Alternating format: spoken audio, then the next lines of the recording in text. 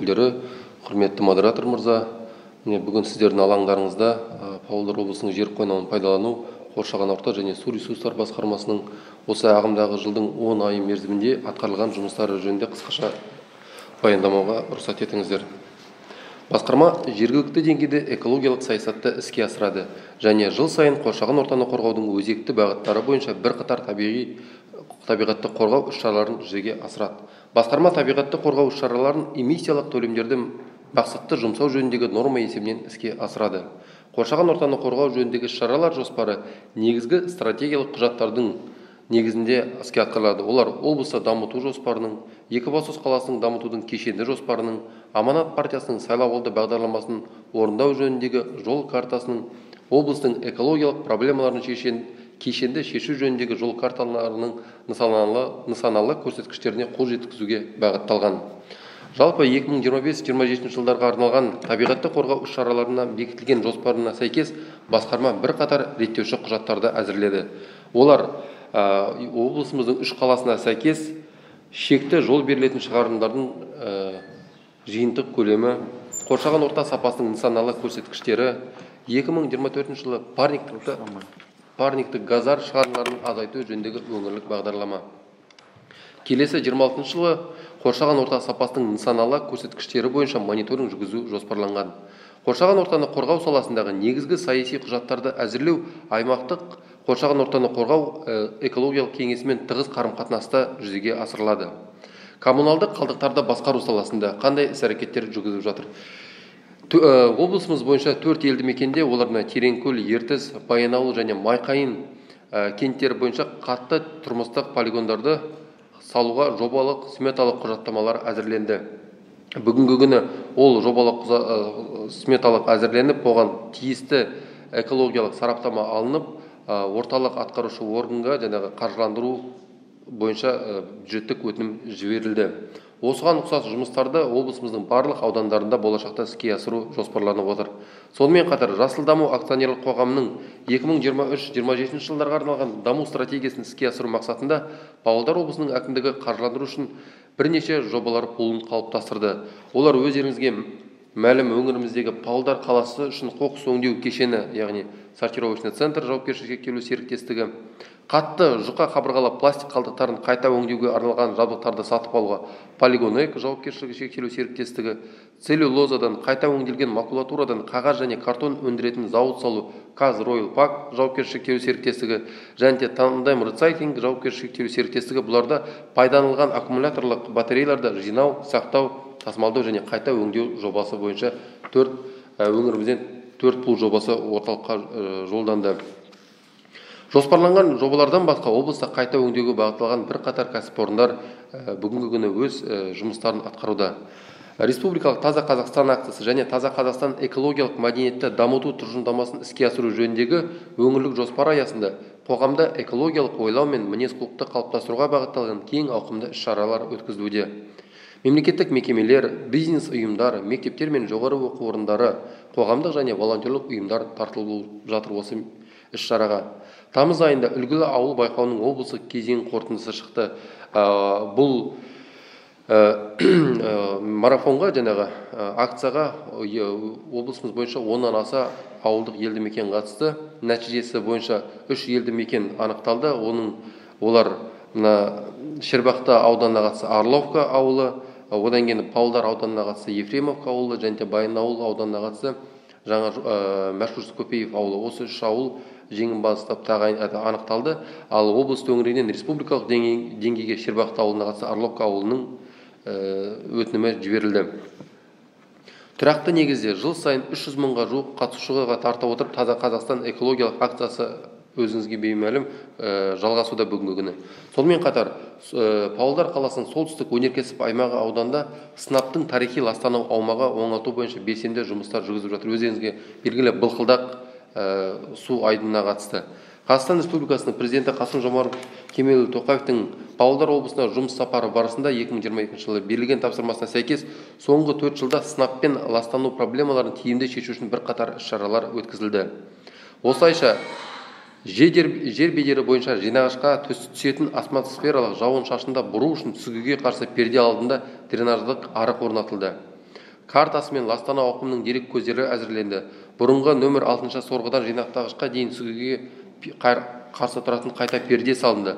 Бұл жобалардың бәрінің мақсаты мына өзіңізге өңіріміздегі үлкен Ертіс өзеніне, сонымен қатар маңайда орналасқан Павлодар ауылына қатысты қандай да бір сынаптың ластауыш көздері жер асты суларымен түспеу мақсатында жасалады. Өзіңізге белгілі Ертіс өзені трансшекаралық өзен болғандықтан біздің солтүстік көршілес іргелес жатқан Ресей Федерациясы тарапынан да біздің өңірге қандай да бір сын түспеу мақсатында осы табиғатты қорғау іс-шаралары жүргізіп жатыр.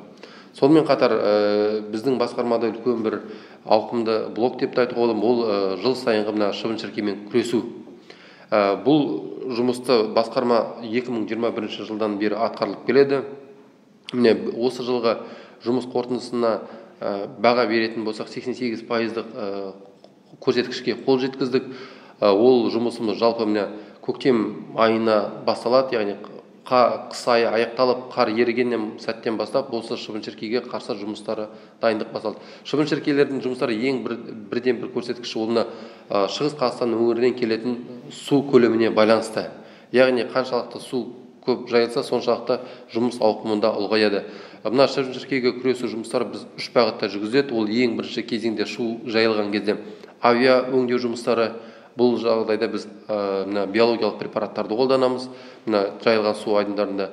Одан кейін су қайтадан Ертіс өз арнасына тартылған кезде жайылмада қалған көлшіктерді ол химиялық препараттармен қолданамыз. Ол бір әдісі, екінші әдісі баржа мен шіркейлердің дернәсілдеріне қарсы тағы да өңдеу жұмыстар жүргізеді. Бұл біздің Абай облысы мен шекаралас Аққулы ауданының Бесқарағай ауылынан басталып, солтүстігіміздегі Железинка ауданы, Моисеевка ауылының бойына дейін 3 мәрте баржа мен биологиялық бактицид препаратын құямыз.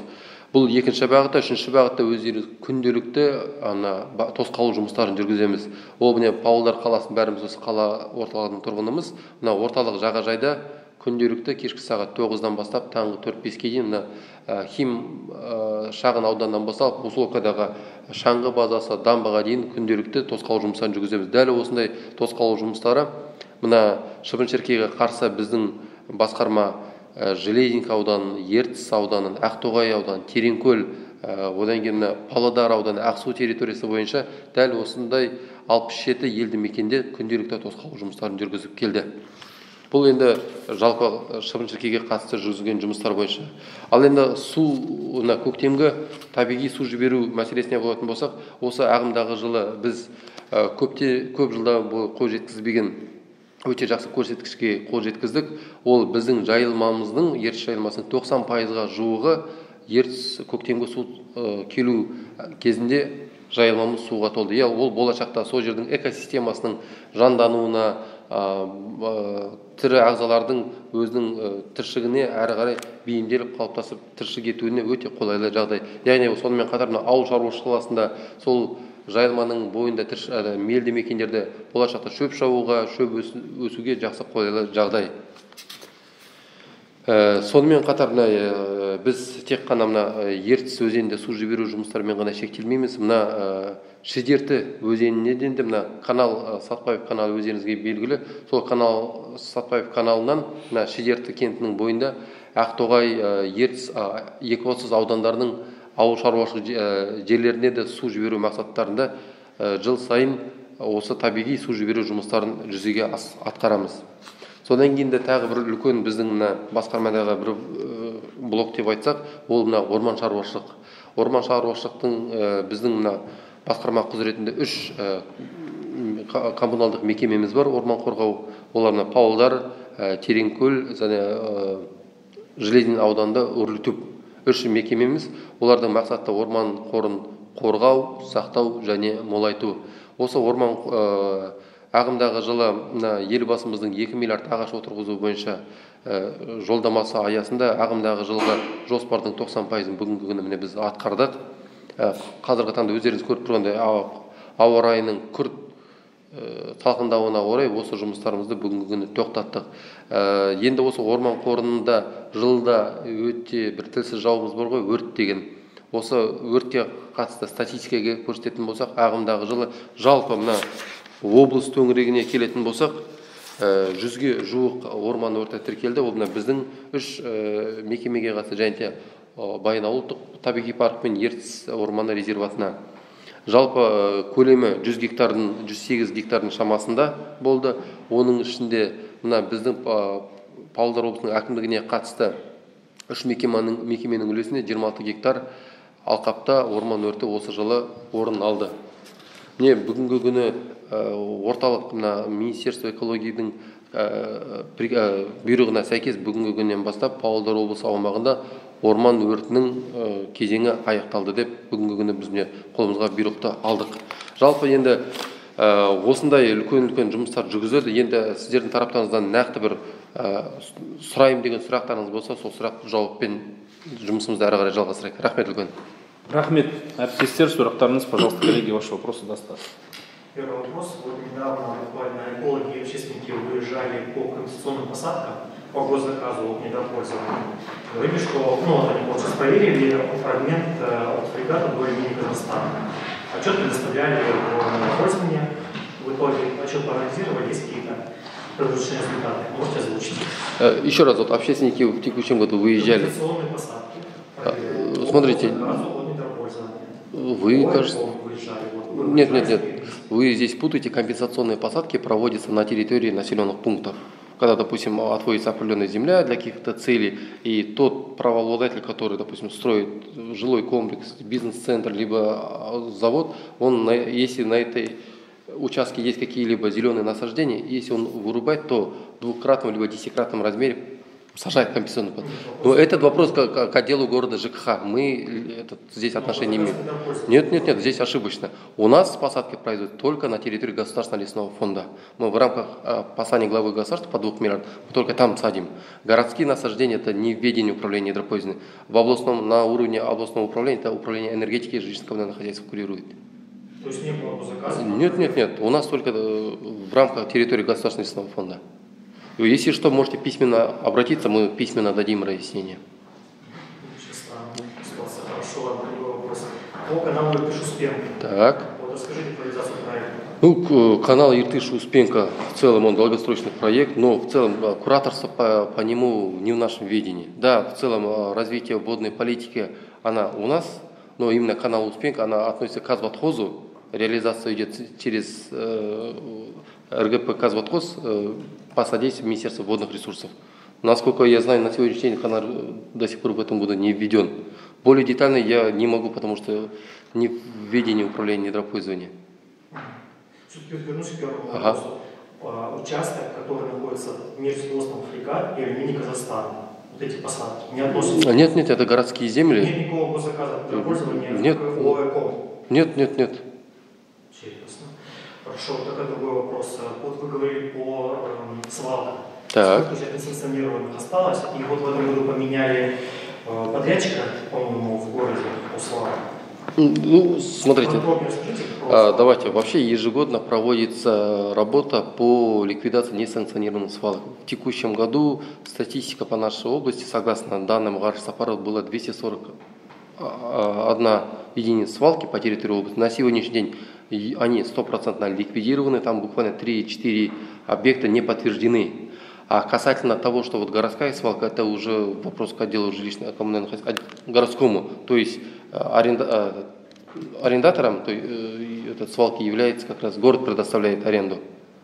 Хорошо, расскажите по области, сколько у нас осталось несанкционированных свалок, какие под контролем, какие еще... В целом, это очень такой проблемный момент. На территории Павлодарской области имеется вообще 321 полигонов ТБО, но на сегодняшний день только по 3 городам эти полигоны соответствуют требованиям экологическим нормативам. Вот я как озвучил в своем докладе, на сегодняшний день мы разработали 4 проекта ПСД, это у нас Теренкуль, Иртышск, Майкаин, Баянауыл. Проекты очень дорогостоящие, сумма одного проекта в среднем более 1 миллиарда тенге. Но мы сейчас добиваемся строить в каждом сельском населенном пункте такие полигоны, как требует на сегодняшний день законодательство, но это просто нецелесообразно. В селе построить полигон с сортировочным центром, Куда бы ни шло, в городе таких объемов нету, чтобы перерабатывать. Мы сейчас добиваемся того, чтобы министерство внесло изменения в законодательные акты, чтобы упростить требования полигона к сельскому населенным пунктам. Если область будет на каждый сельский округ на полигон затрачивать более миллиарда тенге, то это просто неэффективная трата денежных средств. В этой связи мы только сейчас ограничиваемся по разработке проектной документации по районным центрам. На сегодняшний день 3 района разработаны, Баянауля, там поселок Майкаин большой тоже по нему разработка проводится. Как получим с центрального аппарата финансирование, реализуем, такую же работу мы хотим поставить и по другим районам. А по городу Павлодар, вам известно, на сегодняшний день сортировочный центр в рамках средств через Жасылдаму уже получила финансирование на первый этап. Сейчас они уже проводят закуп техники и оборудования для последующего монтажа. И в следующем году мы уже ожидаем, что этот мусоросортировочный завод у нас в городе, в областном центре реализуется. И последний вопрос по ГНУСу в этом году. Просто вот подытожьте, что какая была эффективность, довольны ли результатом, работа подрядчика, есть претензии, нет претензий? В целом, я на государственном языке докладывался, давайте вкратце на русском языке. Работу по борьбе с ГНУСом на управлении гидропонией ведет уже на протяжении 5 лет, начиная с 2021 года, если я не ошибаюсь. Эта работа ежегодно проводится, работа сезонная, начиная у нас с весны до середины лета. Объемы работы в первую очередь зависят от природоохранных пропусков. То есть весной, когда у нас верхнего каскада Иртышска приходит вода, от этого мы формируем. Работа поставлена в 3 направлениях. Это у нас первое, когда приходит большая вода, когда она, допустим, пойма развивается, проводятся авиаобработки. Общая площадь, которую мы провели в текущем году, 172 тысячи гектаров. Из них это у нас территория города Павлодара, Ахсусская зона, сельская зона, Павлодарский район и 4 северных района. Это у нас Теренкуль, Железинка, Ахтогай, Иртышск. Первая работа – это авиаобработка, когда вода стоит полностью биологическим препаратом. После того, как вода входит в свое русло, по истечении там, буквально 10 дней, либо 2 недель, продолжается эта же авиаобработка, но уже с применением химических препаратов в отдельных водоемах, которые уже не контактируют с основным руслом реки Иртыш. Второе направление – это мы работаем против мошки. Против личинок мошки – это обработка баржами. Эта работа у нас начинается на границе Абайской области, села Бескарга, района Ахула, до села Майсик, Жейского района. То есть у нас там около 10 пунктов сева, и баржа на своем пути севает. Это у нас в 3-кратном размере обрабатывается. Также у нас обрабатываются протоки, русла реки Иртыш. Потом мы дополнительно обрабатываем лодками, начиная от Железинки до Теренкуля, берег. Также обработку проводим с Мичурина до Ахсу. Это второе направление. Третье направление – это ежедневная барьерная обработка. Вы как вы сами видите, мы, вот, начиная в этом году, если не ошибаюсь, мы где-то по 2-й декаде мая, кажется, мы уже приступили, когда с положительными температурными показателями, ежедневную барьерную обработку территории города Павлодара, начиная от микрорайона Химы, продолжает центральная набережка и завершает на Усолке лыжная база и дамба. Такая же ежедневная барьерная обработка поставлена по 67 населенным пунктам, которые вот озвучил северные. В целом эффективность текущего года у нас на сегодняшний день составляет в среднем 88%. Если проводить анализы прошлых лет, в прошлом году у нас эффективность была порядка 84%. То есть в этом году больше, хотя в этом году и объем воды большой. То есть с каждым годом научное сопровождение вносит свои рекомендации, корректировки по улучшению работ и в следующем году. С каждым годом мы обновляем оборудование, то есть те методы, новые инструменты, новые там, приборы, которые более эффективно, более быстро, моментально проводят эту работу. Что еще хотел, что есть смысл? Ну, в основном, с проблем подрядчиком в принципе не имеется. У них материально-техническая база, трудовые ресурсы, по препаратам, которые они применяют, все соответствует международным стандартам нашей страны, и эффективность они свою показывают. Каких-либо нареканий со стороны заказчика к управлению энергопользованием не имеется. Да, были определенные моменты, где там вспышка, но мы все эти моменты моментально отрабатывали. Я, как руководитель управления, сам за этот период раза 3-4 выезжал в районы, были точные жалобы, допустим, где-то в сарае, где-то там на дому, ну вот комара она теплокровная, ищет, раз вокруг травит, они ищут, куда бы потеплее забиться. Вот такие точные я сам выезжал, отрабатывал. Если даже сравнивать аналитику жалоб с ранними годами, в текущем году есть снижение жалоб от местного населения, потому что в первую очередь эти жалобы приходят на главу области на имя Асаин Кундыкча. Всем известно, Асаин Кундыкч у нас Аким области очень открытый, любые обращения, любые жалобы он сам лично рассматривает. И в этом году наша задача была максимально сделать так, чтобы на имя руководства области, и в том числе в целом от населения области было меньше жалоб. Ну, думаю, мы с этой работой справились в текущем году. Также уже прорабатываем работу и на следующий год. Спасибо. Спасибо. Пожалуйста, вопрос есть? Давайте пройдемте еще раз к ТБО. Ага. Откуда такие суммы? Ну, это суммы, это период, проект разработанный, есть свои требования, не только просто полигон, он должен быть, допустим, котлован, там герметическая, но нет, там в этом, согласно требованиям кодекса, там должна быть сортировочная линия там складирование, очень большой комплекс, поэтому и сумма, но эта сумма с неба не берет, насколько я знаю, когда смета составляется, там все показатели, они фиксированы, проходят госэкспертизу, экспертиза одобряет на сегодняшний день по всем этим 4 проектам, у нас имеется положительная экспертиза. Вот поэтому и даже руководство области, в лице Акима области Асаин Кундыкч сам ставит задачу нерентабельно на каждое село затрачивать такие баснословные деньги. И поэтому акцент ставится только на районах центра, где население куда более больше, допустим, нежели там 200-300 человек в одном селе, где в райцентре там более 5000. У нас, конечно, не такой демографический показатель, как в южных регионах, где в одном селе только там 10 тысяч населения, но тем не менее. Тем более мы сейчас тоже акцент ставим, хотя бы в центр вот ждем несколько бюджетных заявок направили. Если оттуда поддержки не будет, в любом случае мы будем за счет природоохранных мероприятий, которые вот эмиссионное поступление, за счет этих средств будем на местном уровне эти мероприятия реализовывать. В идеале получается, если дадут финансирование, да. У нас в области появится что? 5 полигонов? 4 полигонов ТБО. То есть по складированию, сортировке. Нет, 4 новых. Всего 4, да. Это вот Баянаул, Майкаим, это по Баяновскому району 2, Иртыш, Теренколь. После того, Павлодаре он уже реализуется. А у нас 5, да, в целом, да, по области, если акцент делать. Ну, в Павлодаре, конечно, она мощность намного больше, она модернизирует. Те у нас только проекты, сейчас реализация уже другой вопрос. Пока ждем финансирования по этому вопросу. Сейчас очень много механизмов прорабатывается. Один из механизмов, возможно, если будет в рамках вот того же лизинга за счет средств утилизатора Жасылдаму. Если сейчас, насколько я знаю, центральным аппаратом в лице Министерства экологии прорабатывается вопрос, каким образом вот это профинансировать. В целом наши 4 проекта, туда мы уже предварительно проработку провели, включили. Если этот механизм запустится, возможно, чтобы не накладно для области было, возможно, в рамках лизинга, там, по минимальной процентной ставке, возможно, это будет реализовывать. Чтобы просто было понятно, вот этот миллиард, это только на разработку? Нет, 1 миллиард на строительство самого комплекса. Да, все уже, сам комплекс. Просто этот 1 миллиард на каждое село. Ну. Нет, это... Да. Гүлжена.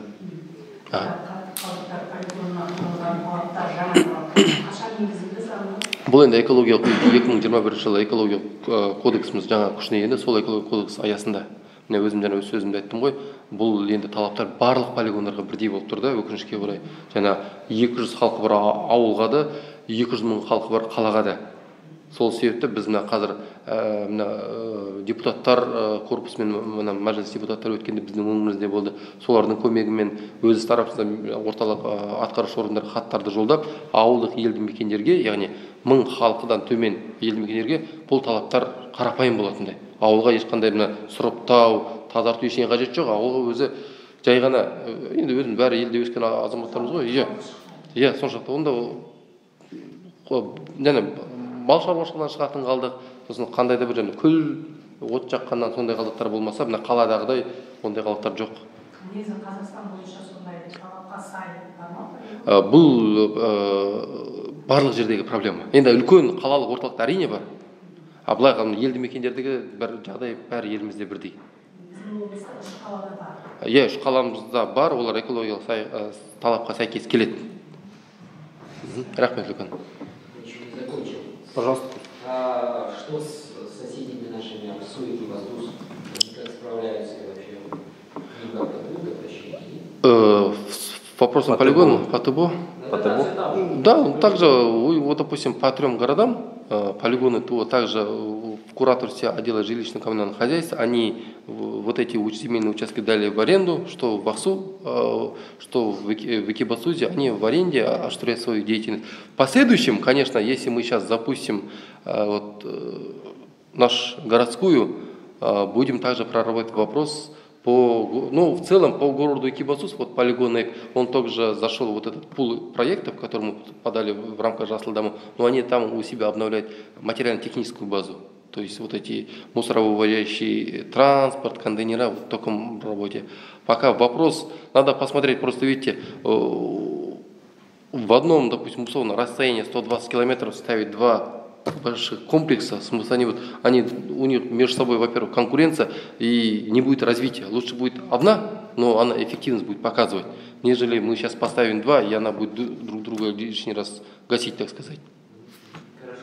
А что, собственно говоря, планируют сортировать по сегментам? По сегментам, сейчас как раз таки первый год они проведут работу как раз таки на исследование, какой объем, каких видов, стекло, пластик, бумага, у них в целом все в планах есть, но для того, чтобы сейчас какой акцент делать, какое процентное соотношение проводить, они сейчас хотят провести анализ, вывести и уже взять, допустим, в приоритете будет у нас либо, условно скажем, стекло, так как объем такой, либо у нас пластик, либо картонно-бумажная макулатура. То есть эта работа сейчас предприятием проводится, анализируется.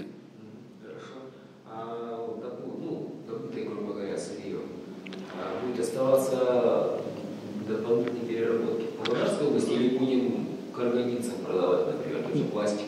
В этот момент, наверное, надо будет уже давать, я точно отработаю письменно дам, потому что это уже видение самого предприятия, это уже у них бизнес-план, это будет заработок, какой они в последующем видят, либо у них полный цикл, возможно, у себя что-нибудь, какую-нибудь дополнительную уже переработку и изготовление готовых материалов, либо они уже будут продавать в другой регион. Сейчас не готов вам ответить, но в письменном виде, пожалуйста, я вам дам. Спасибо. Спасибо большое.